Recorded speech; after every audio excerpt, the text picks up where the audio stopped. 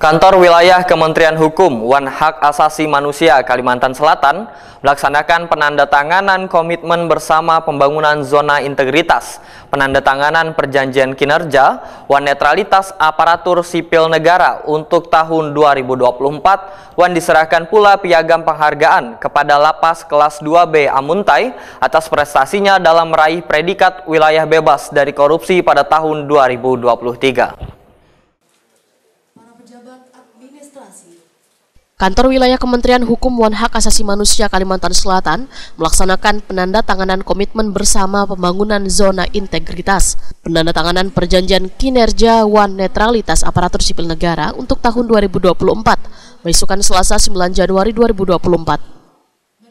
Penandatanganan yang dihadiri pimpinan tinggi Pratama wan Kepala Unit Pelaksana Teknis Pemasyarakatan serta UPT Keimigrasian nang dihadiri pula secara virtual oleh seluruh insan pengayoman Kemenkumham Kalimantan Selatan ini dilaksanakan di Aula Kantor Wilayah Kementerian Hukum wan Hak Asasi Manusia Kalimantan Selatan di Jalan Hasan Basri, Banjarmasin Utara. Memberi kesempatan kepada kami hari ini berkumpul.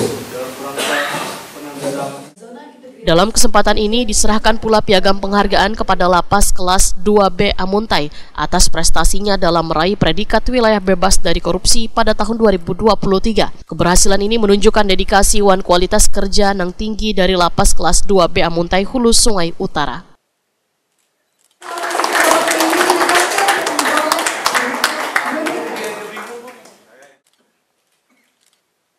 Kepala Kantor Wilayah Kemenkumham Kalimantan Selatan Faisal Ali wetakon di Prima TV memadahkan penandatanganan perjanjian wan komitmen adalah tekad bersama untuk mewujudkan tata kelola pemerintahan yang lebih baik, transparan, wan bermartabat. Sehingga lingkungan kerja sebagai zona integritas sabaratan tindakan wan layanannya didasarkan pada nilai-nilai yang semakin pasti wan berakhlak. Pak, untuk fakta integritas itu kenapa Pak bisa dilakukan? Tujuannya. Fakta integritas itu dengan harapan kita sebagai role model membangun komitmen dan semangat untuk pembangunan wilayah bebas korupsi layak. untuk target PBK tahun ini kita targetkan ada 14 satuan kerja menuju WBK dan 1 menuju WBK.